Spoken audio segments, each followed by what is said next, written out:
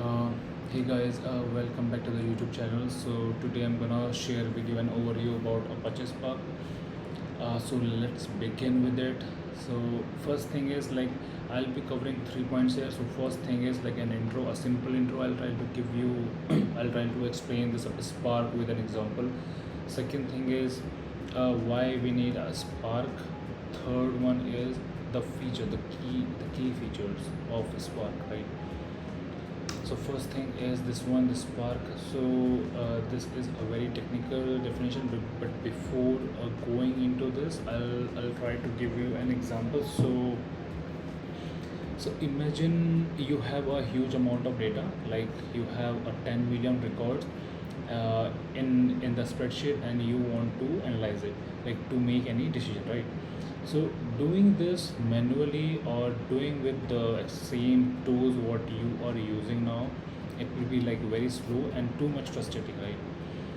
So here comes Spark, right? So think Spark as your ultimate data system. So because Spark is capable of processing this huge amount of data very quickly and very efficiently, you know, whether you want to analyze the data or process any live stream data, or running like, or you want to run any complex ML models, Spark does it all. Like it is very fast on these type of things, and also it can do like everything for you. Now second thing is this definition. You only need to like remember these highlighted points what I'm doing now. So first one is like Spark is an open source, and it made like it designed for large scale data processing, or you can say big data processing. It provides high level of APIs in multiple programming languages. Because of this, it makes is like it gives the feature to use different languages with Spark. You don't have to learn any specific language to use Spark. And also it has very optimized execution engine, that is why it is faster. Also it provides you this in-memory computation feature capabilities, and it has this RD datasets. So this RD I'll explain you in the next slide, because I want to explain you in a very deep. So like only these points you need to remember in this definition. Now let's move to the next point, is like why there is a need of Spark, as we already have pandas, Hadoop for data processing. Why this Spark came into picture?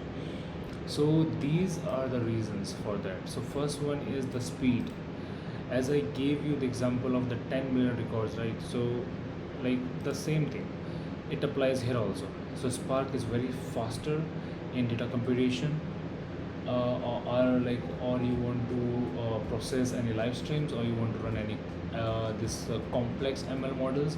It is very fast. So this is the first reason. Second one is this ease of use. So Spark is very user friendly, and it supports multiple languages. Like if you know Python, you can work with Python and Spark. Like you can work with Spark using Python. If you know Java, Scala or R, you can work with Spark. You know, like you can work Spark with these languages like Python, Java, Scala and R. So it has very so this Spark is accessible to a broad range of developers, like, you know. So the third feature is versatility. Spark can handle various type of data processing tasks. It can process batch data, real-time streams, running any ML models. Even it will process graph data also. Like it is very versatile, you know. And the fourth one is unified analytics engine. Spark provides a single platform for different type of data processing. You want to run ML, you have to do the in the same platform. You want to run the live stream data, like you want to process any live stream data, you have to do everything onto the same platform. You don't need to change the tools, right? So with the same tool you can perform multiple tasks. For even for SQL queries you can perform into the same Spark session or same platform. Now the scalability. So this is a very interesting feature, I would say. Like you can scale this Spark from single server to thousand of machines as per the requirement. Like as per the requirement, according to the data you are getting or you want to process, you can scale the Spark into the multiple machine or multiple clusters. Whether you have any small project or you want to process any huge amount, like the million of records for an enterprise, you can scale very easily.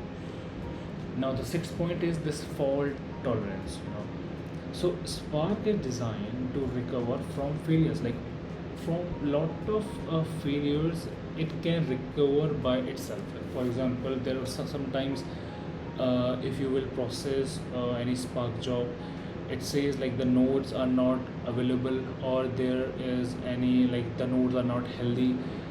So in the lot of in the lot of such situations, this Spark can recover by itself. You don't have to go again and again and fix the issue. So Spark is like a very fault tolerance, and this robustness is crucial for maintaining data integrity and ensuring that your analysis is accurate and reliable. And the seventh point is real-time data processing. So this is very important. Spark can process streaming data in real time. In today's world, this like business often need to make decisions based on the real-time data.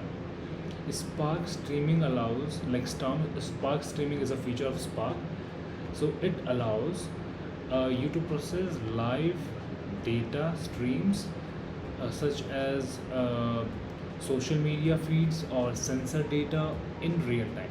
This capability enables you to react to the new information instantly, providing a competitive edge.